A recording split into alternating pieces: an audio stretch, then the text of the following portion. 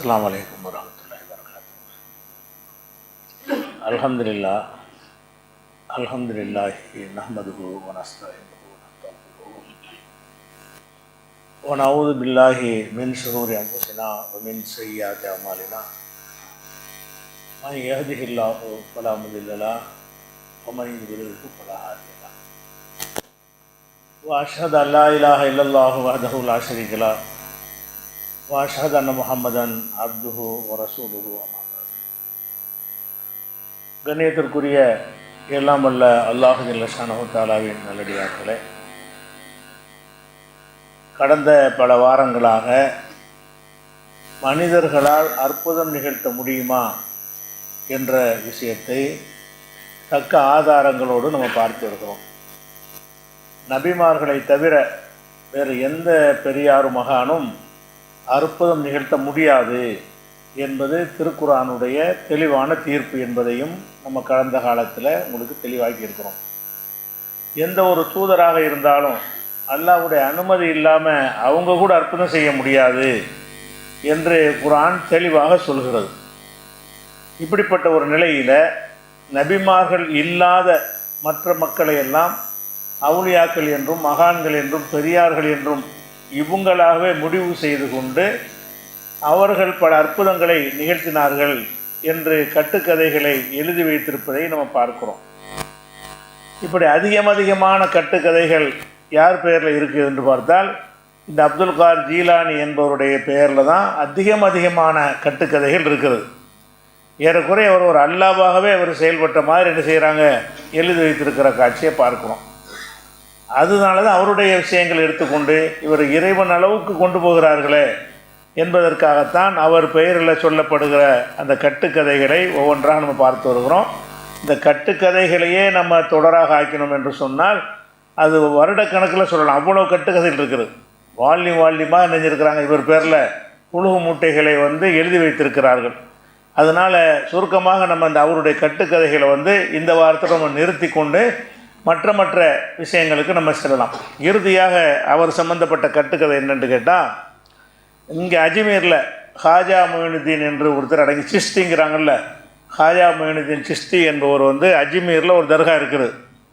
அதில் அடங்கியிருக்கிறவர் அவருடைய காலம் 530 உள்ளவர். 530 பிறந்தவர். இவர் அப்துல் கார் ஜீலானி காலத்தில் தான் வாழ்கிறார். அப்துல் கார் ஜீலானி 471 561 வரைக்கும், 471 பிறக்கிறாரு, 561 இறக்கிறார். இவர் 530 பிறக்கிறார். பிறக்கும் பொழுது இவர் ஒரு 30 ஆண்டு காலம் அவர் காலத்தில் வாழ்ந்திருக்கிறார். இந்த ஹாஜா மொயினுதீன் சிஸ்தி என்பவரை பற்றி இந்த இதில் அப்துல் கார் ஜீலானியோட தொடர்புபடுத்தி எழுதி வைத்திருக்கிறார்கள். என்னுடைய பாதம் எல்லா அவுலியாக்களுடைய தலையிலும் இருக்கிறது, பிடரில் இருக்கிறது. இதை அவன் ஒத்துக்கொண்டானோ அவன்தான் இறைநேசராக முடியும்னு அவர் டிக்ளேர் பண்ணுறாராம். யார்? அப்துல் கார் ஜீலானி. அவர் டிக்ளேர் பண்ணக்கூடிய அந்த நேரத்தில் இவர் ஒரு இளைஞராக இருக்கிறார். இவர் ஹுராசான்கிற பகுதியில் இவர் இருக்கிறார். அவர் பாக்தாத் பகுதியில் இருக்கிறார். அங்கே இருந்து கொண்டு என்னுடைய பாதங்கள் கீழே எல்லா அவுலியாக்களும் தலையை கொண்டாந்து வையுங்க அப்படின்னு ஒரு ஆர்டர் போட்டாராம். அப்போ இவர் என்ன செஞ்சார்னா, நம்ம கிட்டத்தில் இல்லையே, எப்படி தலையை கொண்டே கொடுக்குறது அப்படின்னு சொல்லி இருந்த இடத்துல இருந்து என்ன செஞ்சாராம், கீழே தரையை வச்சு உங்கள் காலை வைங்க அப்துல் கார் ஜீலானியை, நான் என்னுடைய தலையை முதல்ல தர்றேன் அப்படின்னு அவர் சொன்னாராம். சொன்ன உடனே இது உடனே அவர் அங்கே தெரியுதான். அவர் இந்த காஜா மொயினுதீன் சிஸ்தி என்பவர் தன்னுடைய தலையை கீழே வைத்து விட்டார், நம்முடைய பாதத்தை கொண்டு மிதிப்பதற்காக வேண்டி அவர் தயாராகி விட்டார்னு அவருக்கு தெரிஞ்ச உடனே ஒரு பயங்கரமாக சந்தோஷப்பட்டாராம். சந்தோஷப்பட்டு இவரை பற்றி மக்கள் மத்தியில் அறிவித்தாராம். அதுக்கப்புறம் கொஞ்ச நாளைக்கு பிறகு இவர் நேரவே போய் சந்தித்து, அந்த பகதாதுக்கு போய் அப்துல் கார் ஜீலானியை நேரவே சந்தித்து ஒரு 75 நாட்கள் அவரோட என்ன செஞ்சாராம், இருந்தாராம். அந்த 75 நாட்கள் அவர்கிட்ட படித்த வகையில் இறுதியாக அப்துல் கார் ஜீலானி என்ன செய்கிறாருன்னு கேட்டால், இவர் கேட்குறாராம், எனக்கு ஈராக்கு பகுதியில் ஆதிக்கம் செலுத்துகிற அதிகாரத்தை தாங்க. இவர் கேட்குறாராம், ஈராக்கு நம்மகிட்ட தந்துருங்க அப்படின்னு இவர் கேட்டாராம். அவர் சொன்னாராம், ஈராக்கு வேற ஆள் கொடுத்துட்டேனே, நீ இந்தியா வச்சுக்க. அதனால் இந்தியாவுக்கு வந்தாராம். அவர் இருந்ததே குராசானில் இருந்தார், அவர் இந்தியாவில் இருக்கலை. அவரையும் இந்தியாவுக்கு வந்தார்னு கேட்டால் இந்த பிரித்து கொடுக்குறலாம் இவர்களில் தான் இருக்குது. நிர்வாகம் பண்ணுறது, ஒரு ஊருக்கு ஒரு அவுளியாண்டு மந்திரி நியமிக்கிற மாதிரி என்ன செய்கிறது இவர்களே தான் வச்சுருந்துருக்கார். அப்போ அவர் கேட்குறாரு, எனக்கு இந்தியாவை தந்துருங்கன்னு கேட்டாராம், அவர் ஈராக்கை தந்துருங்கன்னு கேட்டாராம்.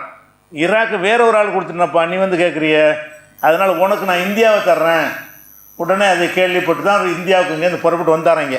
இந்தியாவுக்கு ஒரு வந்து இங்கே அடக்கம் பண்ணது காரணம், அவர் இந்தியாக்காரர் கிடையாது. இந்தியாவில் வந்து அவர் அடக்கம் பண்ணது காரணம் என்னென்னு கேட்டால், அப்துல் காதர் ஜிலானி வந்து இந்தியாவை பிரித்து அவர் கொடுத்துட்டார். அப்போ ஒவ்வொரு பகுதியை ஒரு ஆளுக்கு பிரித்து கொடுக்கக்கூடிய ஒரு அதிகாரம் பெற்றவராக இருந்தார் என்று அதே தஃப்ரீஜுல் ஹாத்திருங்கிற நூலில் இணைஞ்சிருக்கிறாங்க, எழுதி வைத்திருக்கிற காட்சியை பார்க்குறோம்.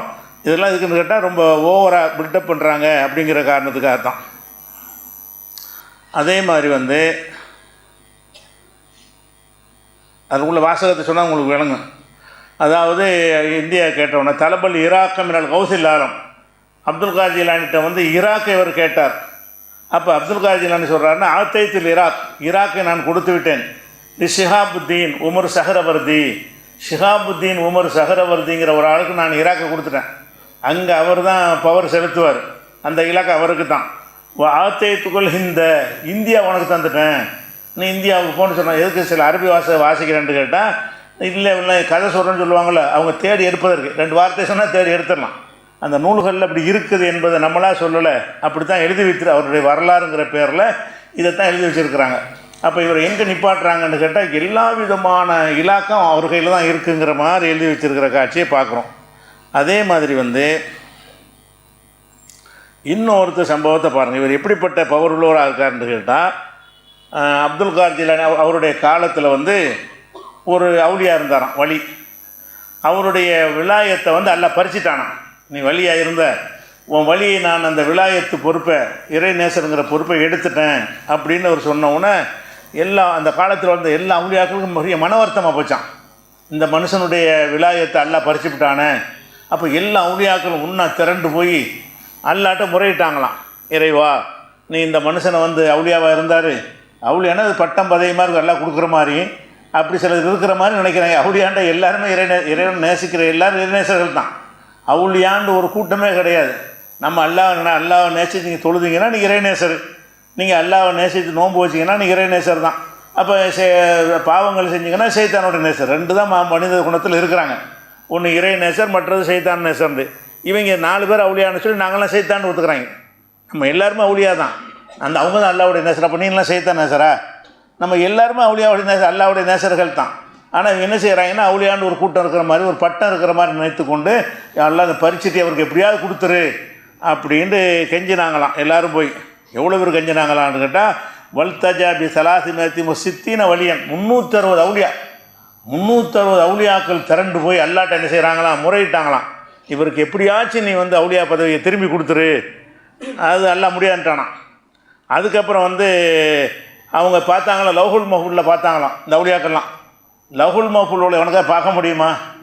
லவ்ஹுல் மஹ்ஃபூல் என்பது வந்து உலகம் படைக்கப்படுறதுக்கு முன்னாடி உள்ளது இருந்து உலகம் அழியிற காலம் வரைக்கும் உள்ள எல்லாம் எழுதப்பட்ட ஒரு பதிவேடு. இப்போ நம்ம உட்காந்து நான் பேசிக்கிட்டு இருக்கிறது அங்கே லவ்ஹுல் மஹ்ஃபூலில் இருக்குது. நீங்கள் கேட்டுக்கொண்டிருப்ப என்பது லவ்ஹுல் மஹ்ஃபூலில் இருக்குது. யார் யாரெல்லாம் உட்காந்துருக்கீங்க அத்தனை பேருடைய பெயர் பட்டியல் அங்கே இருக்குது. ஒவ்வொருத்தரும் என்னென்ன பொசிஷனில் உட்காந்துருக்கீங்கிற வரம்பு அங்கே இருக்குது. லவ்ஹுல் மஹ்ஃபூலில் உள்ளபடி தான் உலகம் இயங்குது.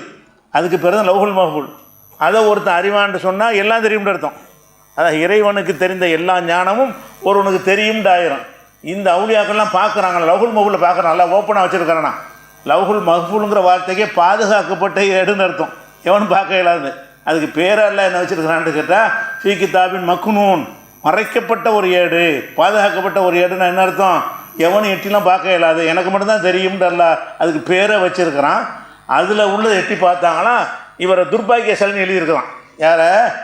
இந்த விலாயத்து பறிக்கப்பட்டவர் இருக்கார்ல, இவர் ஒரு கெட்டவர் என்று எழுதி வச்சுருக்கிறான். அப்போ சொல்லிட்டாங்களா, இந்தாப்பா லவ்ஹுல் மஹ்ஃபூலில் பார்த்துக்கிட்டோம், உன்னை எல்லாம் அப்படி தான் எழுதி வச்சுருக்கிறான், உனக்கு ஒன்றும் பண்ண இயலாது, நீ போ அப்படின்ட்டாங்களாம். அப்புறம் என்ன ஜான்னு கேட்டால், இவங்க வந்தாராம், அப்துல் காதர் ஜிலானிட்ட வந்தாராம். இந்த 360 பேரில் அவர் போகல போல இருக்குது. அவர்கிட்ட தனியாக வந்து நினைஞ்சிருக்கிறாங்க. நீங்கள் என்னென்னு கேட்ட உடனே உங்களுக்கு சக்தி இருக்குன்னு நினைக்கிறேன் அப்படின்ன உடனே அவர் சொன்னாராம், பெயின் குன்த மர்தூதன் அனில்லா, அல்லாவால் நீ விரட்டப்பட்டு இருந்தால் நான் அக்குதிரோ, எனக்கு சக்தி இருக்கிறது, அஜய் அலக்க மக்பூலன் இந்தல்லா, அல்லாவிடத்தில் ஒப்புக்கொள்ளப்பட்டவராக உன்னை ஆக்குற சக்தி எனக்கு இருக்குது. நீ அல்லாவால் விரட்டப்பட்டவன் லௌஹுல் மஹ்ஃபூல் எழுதியிருந்தாலும் சரி, அதை மாத்திர சக்தி என்ன இருக்கு எனக்கு இருக்குது அப்படின்னு அவர் சொல்லிவிட்டு அல்லாவுடைய கட்டளை சேர்த்துக்கிறோம். விதினி இல்லா, அல்லாவுடைய கட்டளை பிரகாரம் செய்வதற்கு எனக்கு அனுமதி இருக்குதுன்னு சொல்லிவிட்டு அல்லாவிடத்தில் வந்து கேட்டாராம். அப்போ அல்லாஹ் என்னஞ்சான்னு கேட்டால், இந்தப்போ இவ்வளோ அவுளியாக்கள் பிரச்சனை அவனுக்காக பரிந்து பேசிட்டாங்க, நான் யார் எதுவும் ஏற்றுக்கிறல, நீ என்ன பேசுகிற அப்படின்னு சொல்லி நான் இன்னும் சொல்ல போனால் நான் எழுதி வர வச்சுட்டேன் அப்படின்னு சொல்லி அல்லாஹ் சொன்னானா. நீ எழுதி வச்சாலும் நீ எதுக்காக நீ வாயிலிருந்து உன்னை அவுளியாவாக்குறேன்னு சொல்ல வச்சாய், நீ தானே சொல்ல வச்சா. அல்லாட்ட எதிர்வாதம் பண்ணுறாரு. உன்னை நல்லவனாக்குறேன்னு ஒரு வாக்கு கொடுத்துட்டார்ல, அந்த வார்த்தையை நீ தான் வர வைத்தாய். நீ அங்கே வந்து கெட்டவன் எழுதி வைத்துவிட்டு என்னுடைய நாவிலிருந்து உன்னை நல்லவனாக்குறேன் என்று சொல்ல வச்சுட்டாயே, அப்போ என் நாக்கில் நீ என் வர வச்சாய் அப்படின்னு அல்லாட்ட ஆர்கியூமெண்ட் பண்ணுறாங்க. சைத்தான் இப்ளீஸ் பண்ண மாதிரி பண்ணுறாரு. அல்லாஹ் இடத்துல இப்ளீஸ் தானே பண்ணான். அவரை நெருப்பில் படைத்தாய், என்னை அவரை மண்ணில் படைத்தால் என்னை நெருப்பில் படைத்தான்னு பேசுகிற மாதிரி என்ன செய்கிறார், அல்லாட்ட எட்டக்கு முடக்கு வாதங்கள் பண்ணுறாரு. கடைசியில் எல்லாம் என்ன செய்யறான்னா, சரி இப்போ அவரை நல்லவராக்கிறதா கெட்டவராக்குறாங்கிற ஓம் பொறுப்பில் விட்டுறேன். அவரை மாத்திரம் இல்லை, இன்னும் உலகத்தில் உள்ள யாருக்கு பதவியை கொடுப்பதும் உனக்கு தான், யாருக்கு அவுளியா பட்டத்தை எடுக்கிறது உனக்கு தான். இனிமேல் வந்து ஒருவர் அவுளியாக்குறது நீ தான், ஒருவரை ஷைத்தான் ஆக்குறது நீ தான், உனக்கு முழு அதிகாரம் தந்துட்டேன் அப்படின்னு அல்லாஹ் வந்து ஒதுங்கிக்கிட்டான். இந்த டாப்பிக்கே அவர் கையில் விட்டுட்டான் மொத்தத்தையுமே என்று எழுதி வச்சுக்கிறாங்க. அப்படின்னா இந்த ஒரு மனிதர் மீது உள்ள அந்த பிரியங்கிறது எங்கே போயிடுச்சுன்னு கேட்டால், பக்தி வெறியெல்லாம் தாண்டி அல்லாவை விட மேலே கொண்டு வைக்கிற அளவுக்கு, அல்லாவை எதிர்க்கிற அளவுக்கு, அல்லாஹ் லௌஹுல் மஹ்ஃபூல் எழுதுனதையே மாற்றுற அளவுக்கு, அந்த அளவுக்கு ஒரு ஆதிக்கம் செலுத்தக்கூடியவராக கொண்டாந்து காட்டுறதை நம்ம பார்க்கணும். அதை விட இன்னொரு கொடுமையை பாருங்கள். இது மாதிரி நிறைய கதை இருக்குது, ஆயிரக்கணக்கான கதைகள் இருக்குது. அதுவே உரைகளாக போனால் அவங்க நிறைய செய்திகள் கிடைக்காது என்பதற்கு தான் நம்ம அடுத்த வாரத்துலேருந்து வேறு விஷயத்தை எடுக்கிறோம். அதில் என்னென்னு கேட்டால், ஹசன் அஸ்கரின்னு ஒருத்தர் இருந்தார். ஹசன் அஸ்கரின்னு சொன்னால் எல்லாம் இந்த ஷியா கும்பல்னு சொல்லுவீங்களேலாம், ஷியாவுடைய வாடகைண்டு, ஷியாவுடைய 12 இமாமில் ஒரு ஆள் யார், ஹசன் அஸ்கரிங்கிறவர். ஷியாவுடைய இமாம்களில் ஒரு ஆள். அலி ரலியல்லாஹுனுடைய 8வது பேரன். அலி அவருடைய பேரன் மகனுக்கு மகன் வரும்ல, அவர் பேர் ஹசன் அஸ்கரின்னு சொல்லுவாங்க. அவர் என்ன செஞ்சாராம், ஒரு தொழுகை பாய் வச்சுருந்தாராம், தொழுகை விரிப்பு முசல்லா. அந்த முசல்லாவை என்ன செஞ்சார்னு கேட்டால், அப்துல் காதர் ஜிலானி ஒருத்தர் எதிர்த்து வருவார், நீ பத்திரமா என்ன செய்யணும், பாதுகாத்து அவர்கிட்ட கொடுக்கணும் அப்படின்னு இவர் என்ன செஞ்சாராம், அவருக்கு சொன்னாராம். இவருடைய காலம் 260ங்க, அவர் 560 வரப்போகிறார். 300 வருஷத்துக்கு பிறகு அவர் வரப்போகிறார். இவர் பார்க்க மாட்டார். அதனால் என்ன செஞ்சாராம், ஒரு முசல்லாவை கொடுத்து அப்துல் காதர் ஜிலானி ஒருத்தர் வரப்போகிறார், நீ பத்திரமா பாதுகாத்து அவர்கிட்ட கொடுத்துடணும். நீ மூத்தா போகும்போது உன்னை மாதிரி ஒரு நம்பிக்கையானால்கிட்ட கொடுத்து என்ன செய்யணும், அவர்கிட்ட கொடுக்க சொல்லி போடணும். இப்படி சங்கிலியாக வந்து கரெக்டாக போய் சேர்ந்துடணும் அப்படின்னு சொல்லி அந்த முசல்லாவை கொடுத்து வசியத் பண்ணிட்டு போனாராம். அந்த மாதிரி அந்த வாங்கினாலும் என்னஞ்சாராம், பாதுகாத்து இவர் வந்து சேர்ந்துருச்சான். எதுக்கான இது வேலையை செய்கிறாங்கன்னு கேட்டால், அவங்க 12 இமாம்களும் இவர் அங்கீகரிக்கிறாங்க, இவர் அவ்வளோ பெரிய முக்கியத்துவம் கொடுத்துருக்காங்கன்னா ஷியா சப்போர்ட் கிடைக்கும். ஷியாக்களுடைய ஆதரவுக்காக என்ன பண்ணியிருக்காங்கன்னு கேட்டால், இவர் ஷியாவுடைய பெரிய இமாமே என்ன செஞ்சுருக்காரு, இவரை பற்றி முன்னறிவிப்பு செஞ்சுருக்கிறாரு, தன்னுடைய தொழுகை பய இவர் கொடுத்துருக்கிறாரு. அதை வந்து பல 300 வருஷத்துக்கு பின்னாடி வரக்கூடிய ஒரு ஆளுக்காக வேண்டி இவ்வளோ ஒரு ஏற்பாடை செஞ்சுருக்காருன்னா இவர் எப்படிய தகுதி வாய்ந்தவர் பாருங்கள். ஷியாக்கள் நம்மளோட ஜாஸ்தியாக கொண்டாடுவாங்க. வர அப்துல் காதர் ஜிலானியை இந்த சுன்ன ஜமாத்துன்னு சொல்கிற கூட்டத்தை விட ஷியாக்கள் கூட்டம் அதிகம் கொண்டாடும். பார்சி மொழியில் தான் இவரை பற்றி அதிகமான பூடாக இருக்கிறது. பார்சி மொழிங்கிறது என்ன, ஈரானுடைய மொழி. ஈரான்காரங்களுடைய கொள்கை என்ன, ஷியா கொள்கை. அப்போ இந்த ஷியாக்கள் தான் என்ன செஞ்சுருக்கிறாங்கன்னு கேட்டால், பார்சி மொழியில் இவரை பற்றி ஜாஸ்தியாக நூல்களை எழுதி வச்சுருக்கிறான்னா என்ன அர்த்தம்னா, இவருடைய தாக்கவலும் இருக்குது. அங்கேருந்து காப்பி அடித்தான் இவங்க எடுத்துக்கிட்டாங்க. இது முழுக்க ஷியாவுடைய ஒரு வார்ப்பு தான் அவர் உருவாக்கப்பட்டிருக்கிறார். அதனால தான் ஷியாவுடைய ஒரு இமாமெலாம் எனக்கு ஆசி வழங்கியிருக்காருன்னு என்ன செய்யுது சேர்த்து சொல்கிற ஒரு காட்சியை பார்க்குறோம். அதே மாதிரி வந்து அது இன்னும் சொல்கிறாங்க, ஒவ்வொரு நாளைக்கு என்ன செய்வார்னு கேட்டால், இவர் அணிகிற ஆடை இருக்குது, இதுதான் கவனிக்கணும். இவரே எல்லாரையும் பிச்சைக்காரனாக இருக்க சொல்கிறார். எல்லா சீடர்களையும் ஒரு வேளை சாப்பிடு, அடுத்த நாளைக்கு ஒன்று வச்சுக்கிறாத, இப்படிலாம் அவருடைய நூல்லேருந்து எடுத்து உங்களுக்கு காட்டணும். புண்ணியத்து தாளிப்புங்கிற நூலில் அவருக்கு சீடராக இருக்கக்கூடியவர்கள் வந்து நல்ல சட்டை போடக்கூடாது, ஒரு நாளைக்கு தேவைக்கு மேலே வச்சுக்கிறக்கூடாது, எளிமையாக வாழணும்னு சொன்னார்ல. அப்படி இருந்த ஒருத்தர் அவருடைய ஆடை வகையெல்லாம் எப்படி இருந்துச்சுன்னு சொன்னால், அதாவது எழுதி வச்சுக்கிறாங்க, அதாவது பல லட்சம் திருகங்கள் மதிப்புடைய ஒரு ஆடையத்தான் இப்போ அணிவார். அது எங்கேருந்து வந்துச்சு, இவர் உழைக்கிறவர் கிடையாது, சீடர்களையும் பிச்சைக்காரனாக்கி வச்சுருக்கிறாரு. இவர் அணியிற ஆடையெல்லாம் எப்படி இருக்குமா, ஒரு முழம் இருக்குல்ல, ஒரு ஆடையுடைய ஒரு முழம் வந்து பல ஆயிரம் திருகங்கள் மதிப்புடையதாக இருக்குமா. அவர் பெரிய அங்கி அணிஞ்சார்னு வைங்க, அவ்வளோ மதிப்புடையதை அணிவார். யாராவது கேட்டால் உடனே தாரமாக கொடுத்துருவார். அவர் வள்ளல்னு காட்டுறதுக்கு இந்த கதை எழுதி வச்சுக்கிறாங்க. ஆனால் எதை யோசிக்கலை, மும்புட்டு காசு அவர் எப்படி வந்துச்சு, அவர் மக்கள்கிட்ட வந்து இப்படி சொல்லி இப்படி இந்த வசூலிச்சாரா, கோடி கோடியாக இப்படி வந்து வியாபாரம் பண்ணாரா? ஒன்றும் பண்ணலை, வியாபாரம் பண்ணலை, தொழிலும் பண்ணலை, பரம்பரை பணக்காரரும் கிடையாது. ஆனால் இவர் அணியிற ஆடையெல்லாம் என்னதுக்கு, ஒரு நாளைக்கு 10 அடிமையை வாங்கி விடுதலை செஞ்சு இருப்பாராம். இப்படியே வந்து கதைகள் எழுதி வச்சுக்கிறாங்க, நம்ப முடியாத அளவு. அப்போ இவர்கிட்ட ஒரே முசாஃபிர் பிச்சைக்காரன் மாதிரி சொல்கிறாங்க ஒரு பக்கம் பெரிய மல்டி மில்லியனியர் மாதிரி என்ன செய்கிறாங்க, அவருடைய செயல்பாடுகளை எழுதி வச்சுக்கிற காட்சியை பார்க்குறோம். இது ஒரு பக்கமாச்சு. இது எல்லாத்தையும் விட ஒரு முக்கியமான விஷயம் என்னென்னு கேட்டால், ஒரு ஆள் வந்து என்ன யாருன்னு கேட்டால், இவர் மேலே ரொம்ப பிரியம் உள்ள ஆளாம்.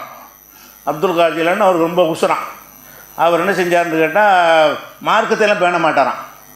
பெரிய பாவி, அவங்க எழுதி வச்சுக்கிறாங்க, பெரிய பாவி, முஸ்லிம் நல்ல துணுபி, பாவங்களில் ஊறி திளைத்தவராக இருந்தார். ஆனால் அப்துல் காதர் ஜிலானின்னா உசுரவருக்கு அப்படி நேசிக்கிட்டு இருந்தாராம். அவர் இறந்துட்டாராம். இறந்தவொடனே முன்கர் நக்கீர் வந்து கேள்வி கேட்டாங்களாம், உன்னுடைய ரப்பு யார் வந்து கேட்டவுடனே அப்துல் காதர்னாராம். யாருங்க உங்கள் இறைவன் யாருன்னு கேட்டால் என்ன சொன்னாராம், அப்துல் காதர் ஜிலானி இருக்கான் அந்த கபருக்குள்ளே சொன்னானாம். அதுக்கப்புறம் உமன் நபியுக்க, உன் நபி யார், அப்துல் காதர். உமா தீனுக்க, உன்னுடைய மார்க்கம் என்ன, அப்துல் காதர் மார்க்கம்.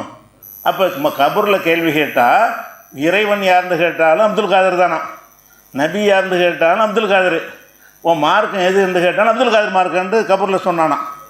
உடனே மலக்கு மார்க்கம் சரியான கோபமாக முன்கரணைக்கு இருக்குது. அல்லாட்டிருந்து அசரீர் வந்துருச்சான்.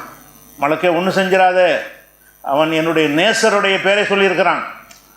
அல்லாண்டு கூட சொன்னாலும் சொல்லலாம் போல.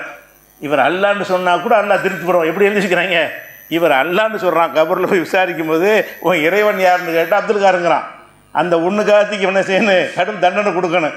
அல்லா என்ன சொன்னான், என்னுடைய ஹபீபை சொல்லிட்டார், அவர் என்னுடைய நேசரை சொல்லியிருக்கிறார் என்ற காரணத்தினால் அவருடைய கபரை விசாலமாக்க இப்படி எல்லாம் சொன்னான்னு எழுதிக்கிறாங்க. அதனால தான் இந்த கூட்டமெல்லாம் என்ன செய்யுது, ஒன்று தொழுகணும் உண்மை செய்ய மாட்டானுவன். நல்ல மூழுது மட்டும் ஓதி கருகிறாக்கி எதுக்கு செய்கிறாங்க, இந்த மாதிரி ஒரு பெரிய வச்சாலே அந்த கபூரில் போய் நம்ம அப்துல் காதர் அல்லான்னு சொன்னால் கூட ஒன்றும் பிரச்சனை இல்லை, நம்ம தப்பிச்சுக்கிடலாம். ஏன்னா அப்துல் காதர் அல்லான்னு வணங்குற அளவுக்கு வந்துருச்சே. அல்லான்னு சொன்னால் கூட அல்லா கோவிக்க மாட்டானான். அப்துல் காதர் ஜிலானி அல்லாண்டாலும் அல்லாஹ் கோவம் வராதான். அப்துல் காதர் ஜிலானி என்னுடைய நபின்னு சொன்னாலும் கோவம் வராதான். அல்லாஹ் ரொம்ப சந்தோஷப்பட்டுக்குருவான்னு என்ன செய்கிறாங்க, எழுதி வைத்திருக்கிற காட்சியை பார்க்குறோம். இது ஒரு சம்பவம். அதே மாதிரி வந்து அவர் ஒரு ஊருக்கு போயிட்டு இருந்தாராம். போயிட்டுருக்கும்போது வழியில் ஒரு திருடன், அவன் நோக்கம் என்னென்னா வழிப்பறி திருடன். அவன் யாராவது வந்தாங்கன்னா வழிப்பறிக்கிறதுக்காக வெயிட் பண்ணிகிட்டு இருக்கிறானா. இவர் வந்தாராம். வந்த உடனே வந்து யார் பாணி அப்படின்னு கேட்டவுடனே, நான் ஒரு திருடன் சொல்லிட்டானா. திருடன் வந்து தன்னை திருடன் சொல்லவா செய்வான். அவன் சொன்னானா, நான் வந்து திருடன் வழிப்பறிக்காக இருந்துக்கிட்டு இருக்கிறேன் அப்படின்னு சொன்னானா. நீங்கள் யாருன்னு கேட்டவுடனே ஒரு சொல்லலையான். அவனாக ஊகிச்சு பார்த்து இவரை பார்த்தா அப்துல் காதர் ஜிலானி தான் இருப்பார் போல இருக்குது, ஃபேமஸாக இருக்கிறப்பவே. நீங்கள் அப்துல் காதர் ஜிலானின்னு கேட்டானோ. ஆமாம், நான் தான் அப்துல் காதர் ஜிலானி அப்படின்னு சொன்ன உடனே நினைஞ்சாருன்னு கேட்டால், அல்லாட்டிலேருந்து ஒரு வகை வந்துச்சான். இந்த திருடன் எல்லாரும் திருடுறான், உன்னை மட்டும் மதிக்கிறான், அதனால அவனை நல்லவன் ஆக்கி விட்டுரு. எப்படியாச்சும் அல்லாஹ் வந்து திருடவனை அவுளியாவாக்குறதுக்கு இவருக்கு அதிகாரம் கொடுக்குறான். எப்படியாச்சும் அவனை என்ன செஞ்சிரு, நீ உன் பவரை செலுத்தி நீ அவுளியாவாக்கி விட்டுரு அப்படின்னு சொன்ன உடனே அவர் என்ன செய்யறா, ஒரு அல்லாஹ் சில தன்னுடைய பவரை கொண்டு இப்போ சார குத்துபம் என்னோட அக்தாப், ஒரு குத்துபு நாயகமாக மாறிவிட்டார் இவர். இப்போ சாரி குத்துபன் நல்லருகி, இவருடைய பார்வையை கொண்டே அவர் குத்துபை மாற்றி விட்டார். காலமெல்லாம் திருடிட்டு இருந்துருக்கிறான். அந்த திருடன் ஒரு பார்வை பார்த்தாரான், அப்படி அவுளியா மாறிட்டானான். அந்த திருடன் ரசூலுல்லாஹ் வந்து அவங்க பெரிய வாப்பாவுக்கு போய் சொல்லி பார்க்குறாங்க, முஸ்லீமாக்க முடியலை, அவுளியாக்க முடியலை. அவர் காபிரா மௌத்தா போயிட்டார். எவ்வளோ போதனைலாம் செஞ்சாங்க அபு தாலிபுக்கு, கடைசி நேரத்தில் போய் செஞ்சாங்க. அல்லாஹ்வுடைய ரசூல் போதனை செஞ்சு கூட ஒருத்தர் ஏற்றுக்கிறாம இறந்து போன காட்சியை பார்க்குறோம். அபூல் அஹப் அது மாதிரி அவங்க பெரிய அப்பா அப்படி இருந்ததை தூக்கி வளர்த்தவர் சின்ன பிள்ளையில், அவர் அது மாதிரி இருக்கிறத பார்க்குறோம். இவருக்கு என்ன இப்போ ஒரு பார்த்தாலே எல்லாம் மாறிடும். ஒரு ஆள் பார்த்தா அவுளியாவாயிடுவாங்க. அப்படின்னா இது என்ன மாதிரி நினச்சி எழுதி வச்சுக்கிறாங்கன்னு யோசிச்சு பாருங்கள். அதே மாதிரி வந்து இது நிறைய இது மாதிரி கதைகள் இருக்குது. இது மாதிரி வந்து இவரை பற்றின கதைகள். அதுக்கு அடுத்த நிலையில் வரக்கூடியவர் நாகூரில் அடங்கியிருக்கார்ல, ஷாஹுல் மீதுன்னு, அவர் பேரில் உள்ள கதைகள், அந்த மௌலுதில் அந்த கதைகள் எழுதி வச்சுக்கிறாங்க. எல்லாமே கப்சாக்கள், பொய்கள், அந்த அந்த கதையை சிந்திச்சு பார்த்த முதல்ல அவுளியா அற்புதம் செய்ய முடியுமாங்கிற எல்லாம் அடிபட்டு போயிடும். எந்த ஒரு அவுளியாவும் அற்புதம் செய்ய முடியாது. எவன் அவுளியான்னு நமக்கு சொல்லவும் இயலாது. நீங்கள் அவுளியான்னு நினைக்கிறாள், அல்லாட்ட சைத்தானா கூட இருப்பான். அவுளியாங்கிறது அல்லாஹ் ஒருத்தனுக்கு தான் தெரியுமே. ஒருத்தன் நேசனா இல்லையா என்பது அல்லாஹ்வுக்கு தான் தெரியும். நபிகள் நாயகம் ஸல்லல்லாஹு அலைஹி வஸல்லம் அவங்களுக்கே தெரியாது என்பது தான் அறிவித்து கொடுத்தாலே தவிர, அல்லாஹ் அறிவித்து கொடுத்தவர்களை தவிர வேறு யாரை பற்றியும் நல்லடியார் என்று ரசூல்லாவுக்கு சொல்ல முடியாது என்பதையெல்லாம் இந்த தொடரில் முன்னாடி விளக்கியிருக்கிறோம். எத்தனை பேர் ரசூல்லா ஏமாத்தினாங்க, அவுளியா வேஷம் போட்டாங்க, ரசூல்லா நம்புனாங்க, நம்பி ஏமாந்தாங்க, பல பேர் அழைச்சிட்டு போய் கொலை பண்ணிட்டாங்க, அதையெல்லாம் ரசூல்லா நம்புனாங்க. இது விவரத்தெல்லாம் சொல்லியிருக்கிறோம். அப்படிப்பட்ட நிலையில் என்ன செய்கிறாங்கன்னா, இவர் பேரில் கதை, அப்துல் கார் ஜிலானி என்பவர் பேரில் கதை, அது மாதிரி ஹசன் ஹுசைன் அலி பேரில் பார்த்து இவங்க பேரில் அதிகமான கதைகள், அந்த அற்புதங்கள்ங்கிற கதைகள் எல்லாம் இதெல்லாம் பார்த்தீங்கன்னா எல்லாம் அந்த ஷியாவுடைய தாக்கமாக தான் இருக்கும். அதனால் இந்த அற்புத கதைகள் நீங்கள் பார்க்கும் பொழுது இவ்வளோ டீப்பாக நீங்கள் போக தேவையில்லை. இஸ்லாத்தின் ஒரு அடிப்படையை மட்டும் யாபத்தில் வச்சுக்கணுங்க. என்ன யாபத்தில் வச்சுக்கணும்னா, அற்புதங்களை பற்றி அல்லாஹ் குர்ஆனில் என்ன சொல்கிறோம், ஒமா கானலி ரசூலின், எந்த ஒரு தூதராக இருந்தாலும் ஏத்தியபி ஆயத்தின் ஒரு அற்புதம் கொண்டு வர முடியாது, இல்லாபி இதுனில்லா, அல்லாஹ் அனுமதிச்சாலே தவிர முடியாது. அப்போ ரசூலாக இருந்தால் கூட அவர் நினைக்கும் போதெல்லாம் செய்ய முடியாது. நான் அல்லாஹ்வுடைய தூதர் மக்கள்கிட்ட சொல்கிறார், சொல்லுவதற்கு ஒரு அற்புதத்தை செஞ்சு காட்டினா தான் அவன் நம்புவான். தூதர் நம்பணும்ல, அல்லாஹ்வுடைய தூதர்னா எதை வச்சுப்பா நம்புறதுன்னு கேட்பான்ல. அதுக்காக அல்லாஹ் என்ன செய்கிறான்னா அற்புதத்தை கொடுக்குறான். கொடுத்தான்னு சொன்னால் என்னத்தை அல்லாஹ் கொடுத்தானோ அதை தான் செய்ய முடியும். எப்போ செய்ய சொல்கிறானோ அப்போ தான் செய்ய முடியும். அப்போ கைத்தடியை கொடுத்தோம்னா நினைக்கும் போதெல்லாம் பாம்பாக மாறுமானா மாறாது. அந்த கைத்தறி பாம்பாக மாறின விஷயத்தை நீங்கள் எடுத்துக்கொள்ளலாம். எப்படி எடுத்துக்கொள்வது?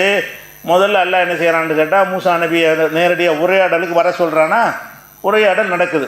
உன் கையில் என்ன பண்ண எல்லாம் கேட்குறான். மா தில்கபி யமீனிக்க யா மூசா, மூசாவே உன்னுடைய வலது கையில் என்ன வச்சுக்கிற?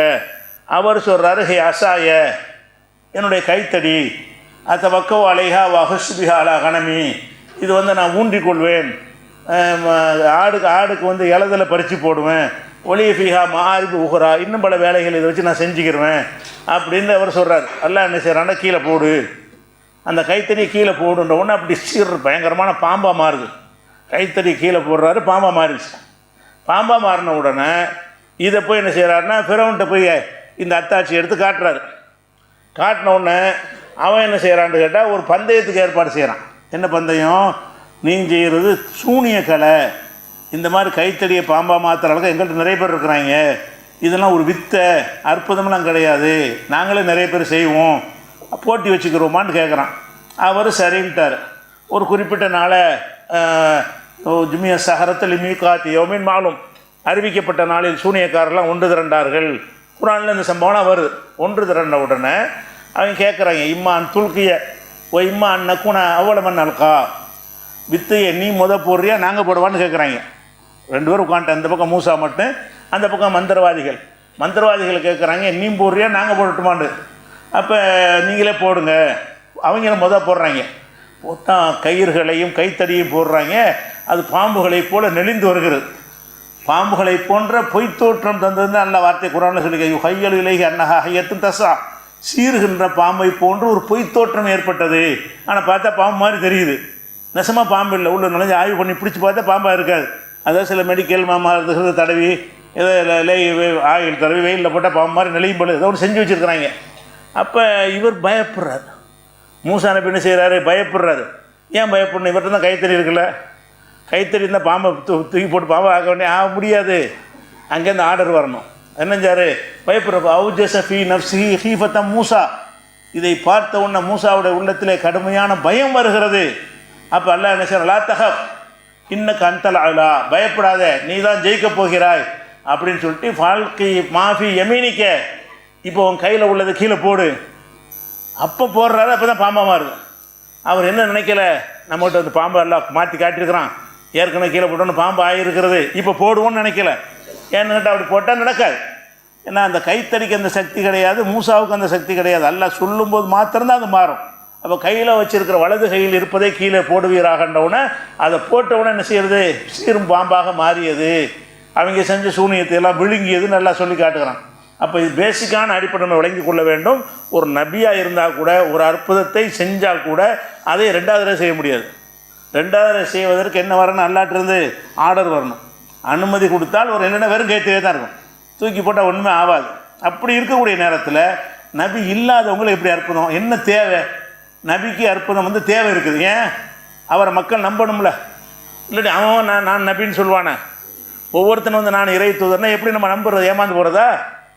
அதுக்காக இல்லை என்ன செய்கிறான்னா அவங்களுக்கு சில அற்புதங்களை கொடுத்து, இந்த மனுஷன் செய்ய முடியுமா, இறைவன் தான் என்னை அனுப்பியிருக்கிறான் என்பதுக்கு ஆதாரமாக இறைவனுக்கு மாத்திரம் முடிந்த ஒரு காரியத்தை என் மூலம் இப்போ நிகழ்த்தி காட்டுறான் பாரு அப்படின்னு சொல்லும்போது அவங்களுக்கு என்ன வரும்? இவர் இறை தூதர் தான், இவர் பெரிய இடத்துல தான் வந்திருக்கிறாரு. அதுக்கு தான் அந்த அற்புதம்.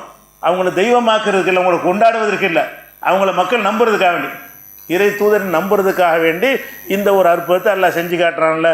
இதை விளங்கி வைத்திருக்கிற யாரும் எந்த மனுஷன் செஞ்ச அற்புதத்தை நம்புவாங்க? அபூபக்கர் அற்புதம் செஞ்சார், உமர் செஞ்சார், உஸ்மான் செஞ்சார்னு சொல்லுவார்களே. ஆனால் அவர் எப்போ அனுமதி வாங்கினார்? அனுமதி வாங்குறதுக்கு வஹி வரணுமே. வஹி முடிஞ்சு போச்சே, ரசூலோட முடிஞ்சு போச்சு.